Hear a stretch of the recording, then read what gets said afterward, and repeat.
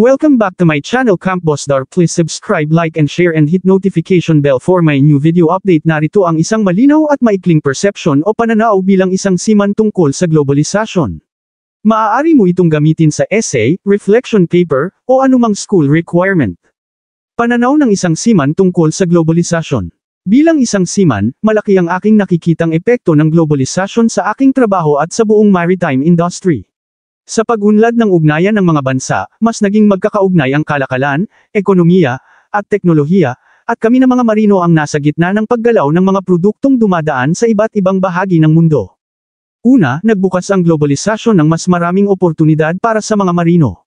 Dumami ang mga barkong naglalayag sa iba't ibang ruta at mas naging malawak ang pagkakataong makapagtrabaho sa mga international shipping companies. Dahil dito, mas lumawak ang aking pangunawa sa mga kultura at sistema ng iba't ibang bansa.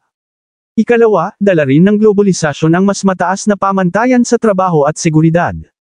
Kailangan naming sumunod sa international regulations tulad ng SOLAS, Safety of Life at CMARPOL, Maritime Pollutions at STCW, Standard Training Certificate and Watchkeeping at maraming pang iba mga training para sa mga seafarers. Bagamat mahigpit, nakakatulong ito para masiguro ang kaligtasan ng crew, kargamento, at kalikasan. Ikatlo, nakikita ko rin na ang globalisasyon ay nagdudulot ng matinding kompetisyon. Maraming seafarers mula sa iba't ibang bansa ang naghahanap ng trabaho, kaya mahalaga na patuloy akong mag-upgrade ng skills at mag-aral ng bagong teknolohiya, lalo na't mabilis ang pagbabago sa shipping industry. Sa kabuuan, bilang seaman, nakikita ko ang globalisasyon bilang isang hamon ngunit malaking oportunidad.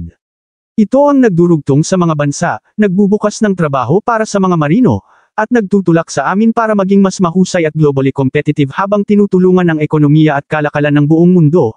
At sana naibigan nyo ang video at huwag kalimutan subscribe, like and share, hit notification bell for my new video update. Thank you.